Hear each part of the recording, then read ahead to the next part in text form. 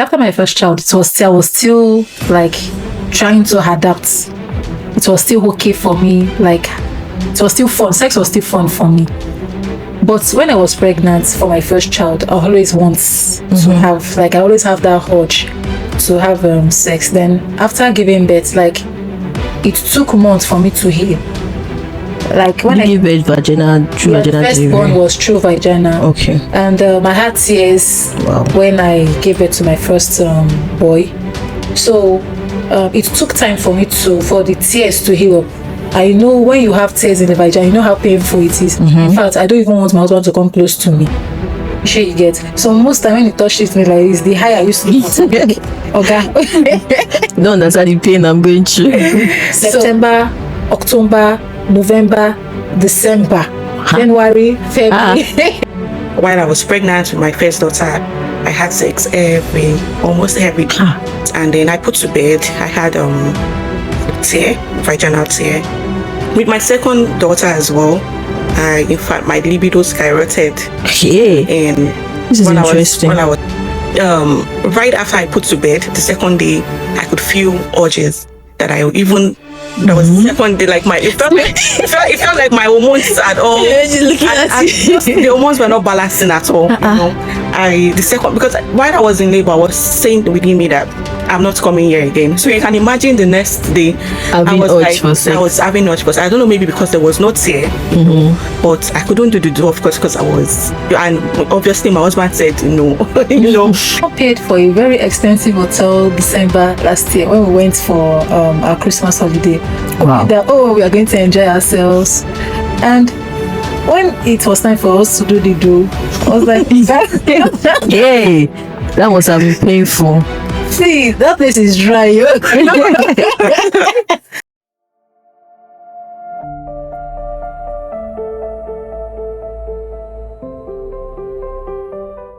You're welcome again to another episode on the Gospel Truth. I am so excited about today's episode because we're starting a series on motherhood / childbirth, or motherhood and childbirth, and I have two amazing guests today. But before we go on, thank you so much for the engagement. Thank you so much for the likes, the comments on our videos. And if you're seeing this face coming across this channel for the first time, hi, my name is Florence. You're welcome to the channel and you're welcome to the Gospel Truth. So please don't leave without subscribing to the channel. Like this video, comment if you have to, and please share to as many mothers, your friends, your church members, your neighbors, your enemies, everybody. Please share it to them. They need this information. Okay, so let's get into today's video. Like I said, I have two amazing women here today. You see these women, they are mothers of, one has two strong boys, another one has two strong girls. And we met in, it's a very long story, but I'll try to make it very short. The hospital I gave birth in, one day we were just sitting down and we're just chatting on the hospital group, and people were like, I'm going through this, I'm going through that, what is happening to me, is it only me, blah blah blah. Everybody was just sharing their pains and all of that. And then we're like, let's create a group that we can just cry together, laugh together, have fun together. And that's how it started. And we created a group called Moms Connect, and that's how I connected with these women. And I have them here with me today. I have Mrs. Odukoya. Say hi. I have Mrs. Folashade. So they are here today, and today's topic is about sex after childbirth, because I realized that we don't really talk about this a lot too, and we want to know what are the issues, what are the benefits, if there is any, the struggles. We all talk about getting pregnant, the struggles about getting pregnant, carrying the baby, giving birth. Postpartum is hard, but this part that is essential, this sex go, we should shy away from it. But today we're going to talk about it, to know why, or to know how we go through it, how our spouse reacts, the changes in our bodies, and every other thing. So guys, just sit back, relax, and enjoy today's episode. Mrs. Odukoya, let's start with you. I know that I know that you have two children right now, and we know we are hopeful, but we shall know that another one might come. Please. Okay, so let's know, how was it how was it like? Before childbirth is different. After the first one, I don't know how it was. So you're going to tell us, was it different? Is it that it was after the second one it now became worse or became better? You knew your way around it, or what was your experience like? Did you now enjoy sex more? Because I heard some women saying even during pregnancy they like sex. For me, it was different from me. I told people that my husband was even smelling funny. I didn't even want to come close to me. So imagine after that one, they now giving birth again, and I gave birth through cesarean section, so I really cannot. I don't have the same experience like that. So can you please share with us how it was for you before the first child, after the second child? Okay, should I introduce myself? Yes, please introduce it. I know this was. I know what she was going to introduce herself for that business. Business woman. Anywhere I go. Oh yeah, now introduce yourself to us. Hello everyone. My name is Mrs. Odukoya, and I'm also known as Okio Foods. I sell pap and Tom Brown cereal for children and adults. LD Tom Brown cereal and pap for adults. Okay, back to the question. Sex before childbirth was still very much okay until after my first child. Okay, after my first child, I was still like trying to adapt. It was still okay for me. Like, it was still fun. Sex was still fun for me. But when I was pregnant for my first child, I always want to have, I always have that urge to have sex. Then after giving birth, it took months for me to heal. Like when you gave birth vaginal, through vaginal the first born was through vaginal. Okay. And I had tears when I gave birth to my first boy. So it took time for the tears to heal up. I know when you have tears in the vagina, you know how painful it is. In fact, I don't even want my husband to come close to me. Sure you get. So most time when he touches me like this, the higher I used to look at him like, okay. You don't understand the pain I'm going through. So I started, when I gave birth to my first child, I did not have sex for the first month, second month, third month. I think third month was just once. And that once was very painful. Yeah. Then I think it was from the fourth month I started maybe gradually, and that's it. The first one was still very much okay until I gave birth to my second born. That one was terrible. I gave birth through CS for the second one. Probably because I gave birth through CS, I don't know. But the second one, I gave birth through CS, and it was very terrible for me. In fact, I hated sex. Wow. I hated it with passion. I don't know, probably is it because I gave birth through CS, or probably because of the family planning I did. I don't know. So you're having side effects? Maybe it was a side effect from the family planning. Maybe it was the CS I did. I don't know, but it was terrible. September, October, November, December, January, February. You're still going. Hey. So wait, so let's count. September, October, November, December, January, February. That's 6 months. I'm still going. You have not stopped. How did you do it? I guess I started working on myself. I think it was after I removed the implants I did that I started having that urge for it. But I think I removed the implants in May. That was when I removed it, and since then my body went back to normal, and I started having that urge back. But for the month that went it was very terrible. I can imagine. I don't want my husband to come. There was a time my husband would be like, babe, what's going on? And before I did that family planning, my husband was like, I don't want you to do family planning with you. I need another baby. So this thing has more side effect than the advantage, because I've heard a lot about different kinds of methods. Yeah, you are talking about the yes. For the implants I did, I never knew sex was part of the side effect. The side effect I was having then was me having migraine. Wow. always having migraine, yes. So, and I get tired easily. I might just be going on the road right now and I feel like I want to Fainting. faint. So that was the side effect I had. Then I spoke with my doctor and he was like, I have to take it out. if Okay. yeah. We'll get back to you on that. But this part of this family planning, I think we should take note of this one, to always ask questions concerning the side effects, because I remember a friend of mine that did it, and she was like, whenever she's passing a bridge, something is like she's hearing a voice, jump inside the bridge, jump. I'm like, what is this one again, from where? Said later she already knew. They told her that it's called depression, something. That's postpartum depression. So She had not even gotten pregnant. Like, she took it because new couple, they wanted to like stay and enjoy themselves for a while before getting pregnant. So she was already doing the family planning before having a child, and then that was the issue she was going through. You know, I don't advise you doing family planning before childbirth, because it has side effects.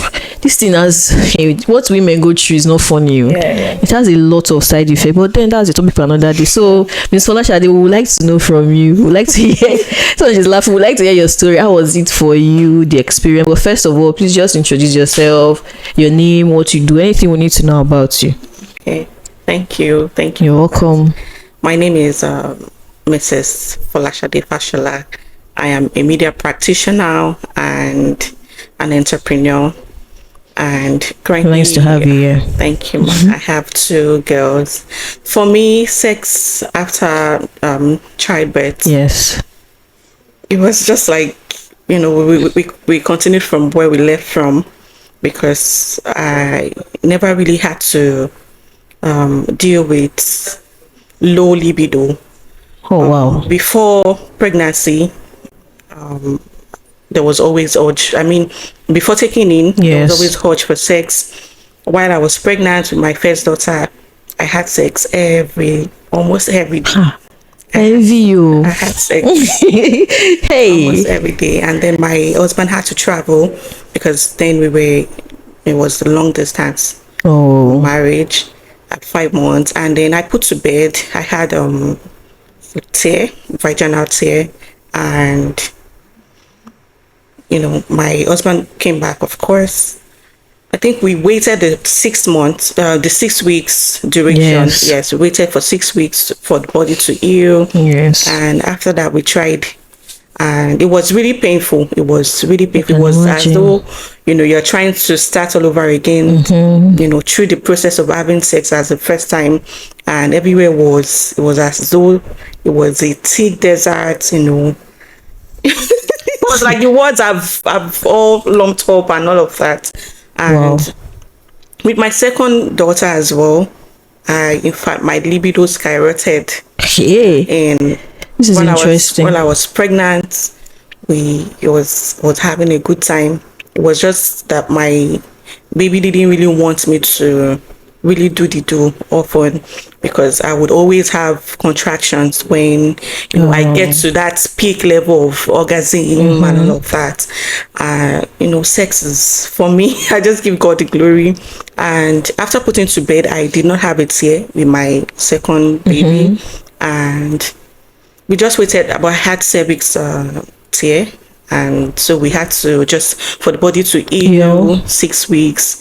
And back to it, we have sex when we want to. The hormones are doing just well. In fact, I think right after I put to bed, the second day, I could feel urges that I even. That was the second day, like it felt like my hormones at all. Looking at you. The hormones were not balancing at all. Because while I was in labor, I was saying within me that I'm not coming here again. So you can imagine the next day, I was having urge for sex. I don't know, maybe because there was no tear, but I couldn't do the do, of course, because I was, and obviously my husband said, nobody wants to come back to the hospital for any complications. So, sex is really amazing. I don't know my hormones. This cold that is catching me. I don't know if it's the AC. I mean, this story. In fact, I think we even enjoy sex more now. Even with it feels like really amazing. It's more sweeter or pleasurable now. So can we see that? I think what I'm getting from this is every woman's body is different. Yeah. You know, they always say this when it comes to a woman. Don't use one woman to judge another woman. Exactly. Or say this person's married, they are doing this, it's okay like this, and you say, can't we? You can see that one person is saying that it was difficult for her, she didn't enjoy it because of her body was reacting differently. Another person is saying it was sweeter, it was better, now it's even more pleasurable. That's a good thing to hear, but it just shows that everyone is different and special in her own way. Okay, so that being said, I want us to go into the parts where our spouse had to now leave this reality, for Mrs. Odukoya especially, because we're counting and she said she's not done, we're still going. yeah. And we know when it comes to men, it's not like women that can actually stay without sex for a while and just they're okay. Once they get busy doing one or two things, they're okay. Once the ovulation even pass, we can bear it. But for men, once the urge come, we know how it is with men. So this, I feel like before I hear from her, this is why you need a partner that is not just overly in love with just your body. Let me just put it like that, that it's just your body. When they say for better for worse, this is part of it because this is something that they need, something that men do need. And now it's being deprived, not intentionally, but because of the situation of things. So first of all, don't forget, when you are getting your partner, when you are going on dates, courting, doing all of that, you ask good questions, you will watch as you are praying, because imagine if the man was not a kind man, or the man was not patient, or the man was not understanding.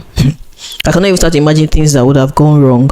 But Mrs. Dukoya, how did you handle it? Oh, just tell us how you handled it. Did you explain to him? Did you talk to him? How did he take it? Did he make move to like make it better, like make so that it doesn't sour your relationship or your marriage? So even if it was difficult, tell us in case somebody's going through it, so they will know that they are not alone.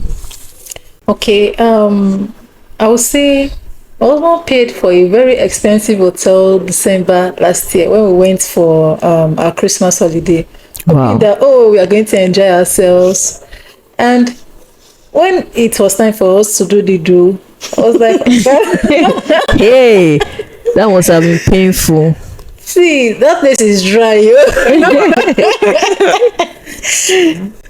So it was like, no, now he understands the fact that my body is still trying to recover from childbirth and all that.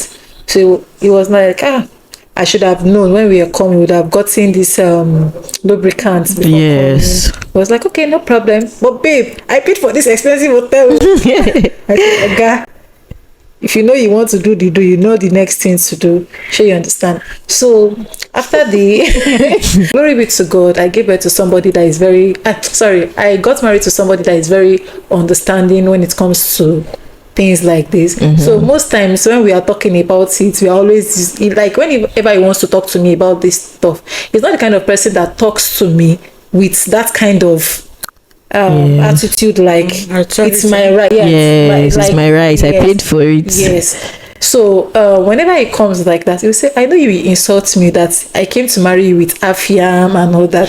That is why you're not giving me what I want to do. But babe, how can we improve now? There was a time he asked me not to go to a particular hospital. I should go to Lagoon Hospital to go and see a gynae to talk about it and all that, which I actually did. And the gynae was able to explain to me that it is my body and there is nothing I can do. So I should just keep on using the lubricant. And my husband went to the supermarket by himself. I went to get the lubricant. So whenever he uses lubricants, The very pain good is to reduced. I'm Yes. very good to go. So it's happened like that till when I think it was when I removed that implant that my body started coming back to normal. But during those times, my husband was somebody that was very supportive. He was very supportive, and whenever he wants to I make out with me, he would tell me that prepare yourself, that will Yes. come. So you understand? Prepare yourself down, make those children sleep. So I'm coming. So you understand? So another thing is that he understands my body. He understands that okay, this is what I need to do. That's one thing. You understand your spouse's body. So he understands that this is what I need to do to at least make this woman laughing with itself. You will still feel that urge, like. So he's the kind of person that is not, there are some men that they always want it as a right. Yes. But he did not take it like this is my right. He was always playing with it. And with that, with time, my body started going back to normal. See, guys, it's very important to have a supportive partner, because we're laughing over this thing now, but this thing is not funny. For those of us that are married, this is not funny, because being in the same house with your spouse and you're having this kind of challenge, it's not funny at all. It's a big challenge, and it was wisdom, patience, understanding, kindness, and let's put the fear of God inside it too, that made them sail through this, because it's not easy for anybody. There's not how I want to paint it. It's not an easy thing at all, and I'm so glad that she has the kind of husband she has, and they're out of it now. They're out of it. So I don't even know if I should advise anybody to do this family planning, because from every other person I've heard, there is always one side effect or the other. But yeah, there's some.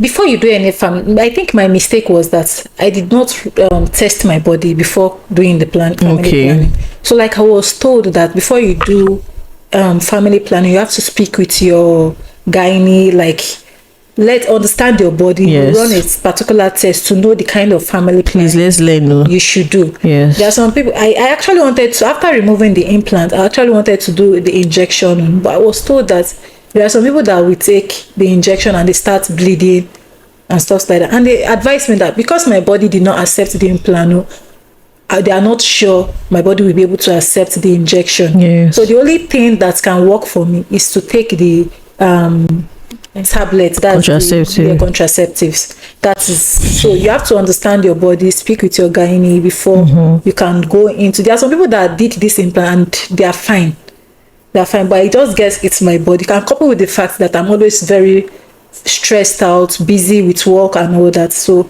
all those things too falls back. Imagine maybe I'm just at home doing nothing, resting and all that. I'm sure I'm not going to be having something like this. But because Nigeria now, you have to work, so working and all that too add up to. That's very true. Yes, you can call me.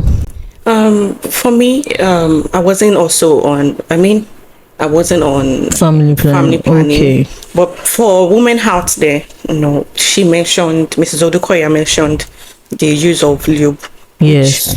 Even though I desire sex even more now, we most times use lube. Okay. Because, like I said, the hormones, it takes a time for it to balance up.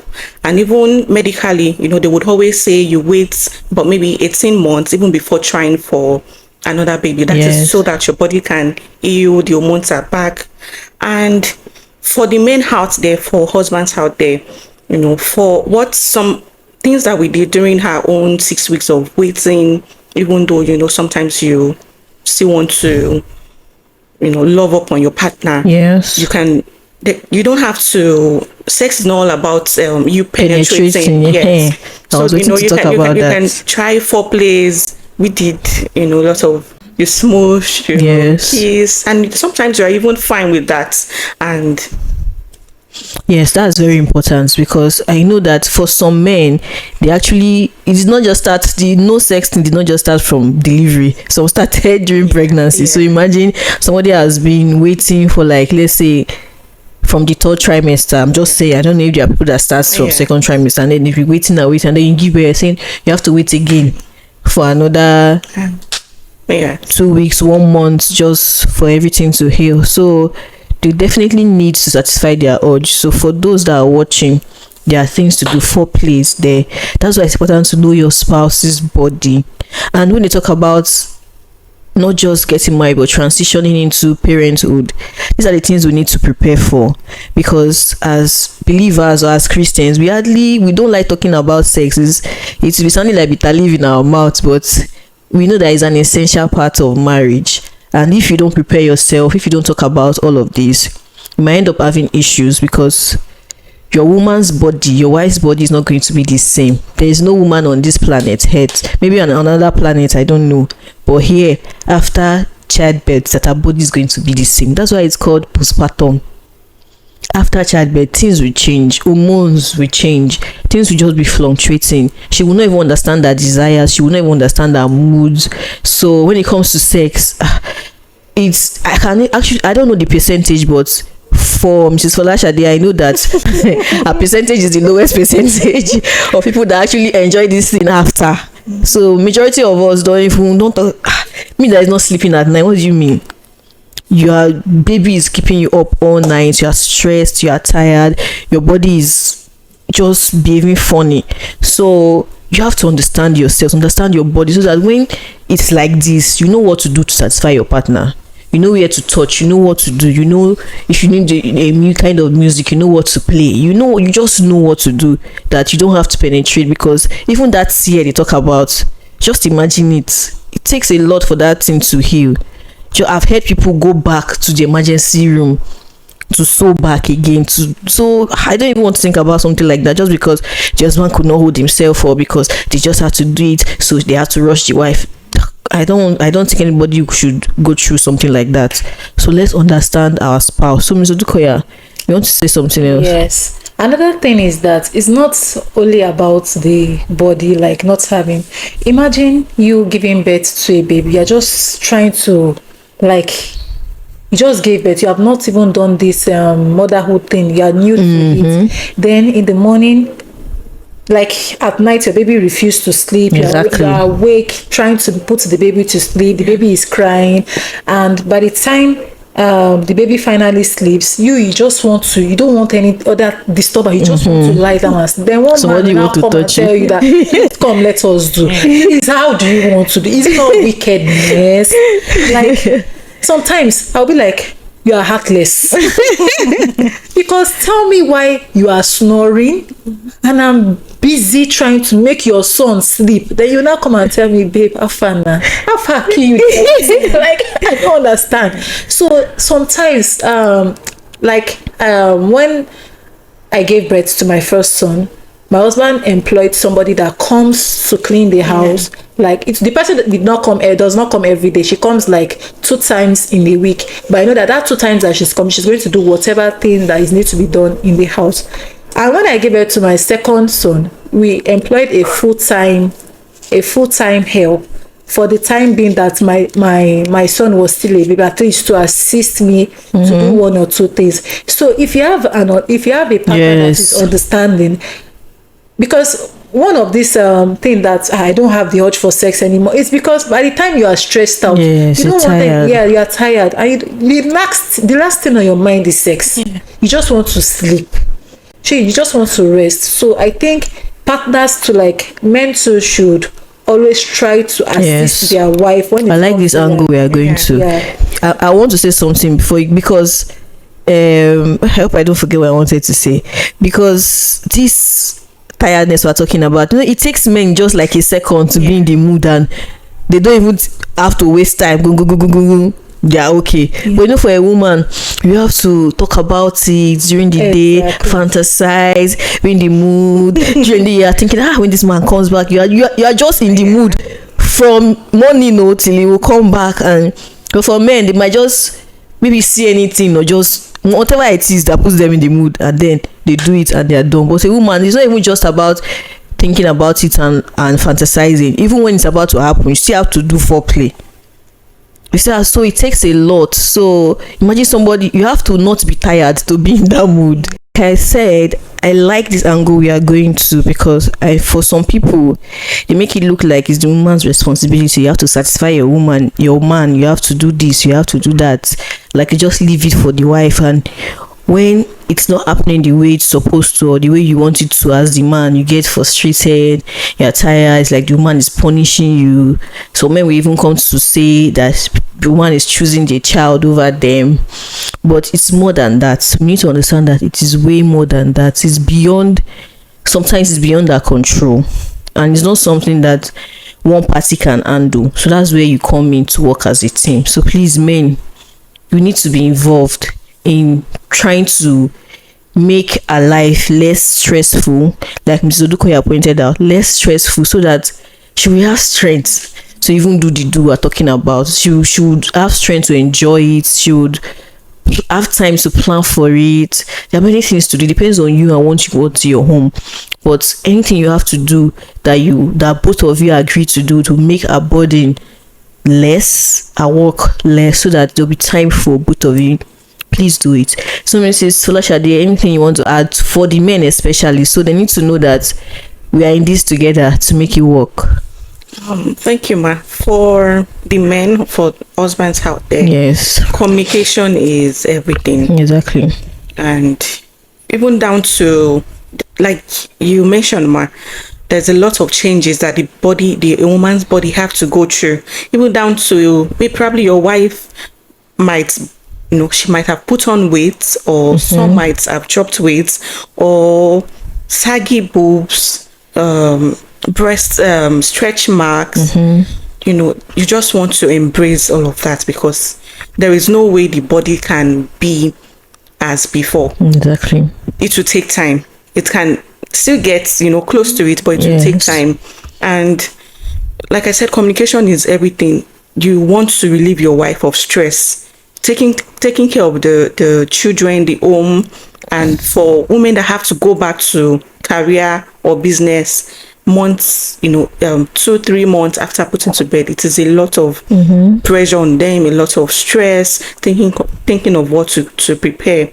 And there are lots of times when in the morning, maybe when my husband goes to, because currently I'm working from home, I'm at home, so sometimes you're in the mood and you fantasize, but by the time the baby is crying, you want to make the house look clean, you want to think of what to cook, you want to post your own business, and all of that. Time is, in fact, sometimes 2 p.m. that's when I remember, I need to post. And by the time my husband gets back, the mood, everything is like everything Gone inside the gutter. So the body is willing, but the soul is willing, the body is weak. the body and the spirit So weak. it's a whole lot for women. If you can do foreplay, sometimes date nights, just Spice things up one step at a time, and just embrace it, because every couple, every marriage, every home, they go through seasons. You don't have to look at, in my friend's house, or the wife, because now we have 2 different experiences. Exactly. So you have to know your wife's body. You want to be patient with her, take things easy with her, and just sometimes, when you're less busy, try to help out in the house. All of this act of service, or speaking your love language, in your wife's love language. Yes, it really helps. And we women, we are very soft. We are very soft. All we need is just for you to be attentive to us, and you see things, coming back alive. thank you so much for that. Like it takes a lot of effort and time and understanding. Be ready to make it work.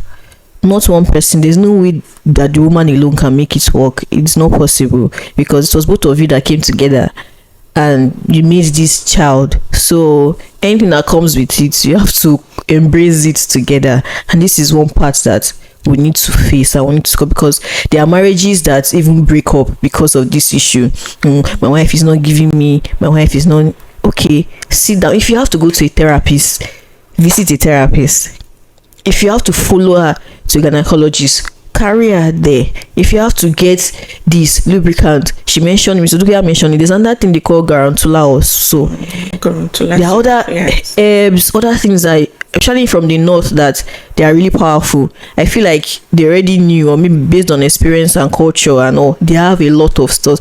Do your research, like make efforts, because you actually want it to work, not that you just become paranoid or angry that she's not giving me. That's not the case. She doesn't even know what is wrong with her sometimes, if you're being honest. Like, it's not even just the stress. At times that postpartum will not join. Postpartum problem will not join with hormonal imbalance, stress from home. When we tell you people that once childbirth happens, pregnancy, childbirth, there's a lot of things that happens in the woman's body that it takes the grace of God for a woman to be sane and still function.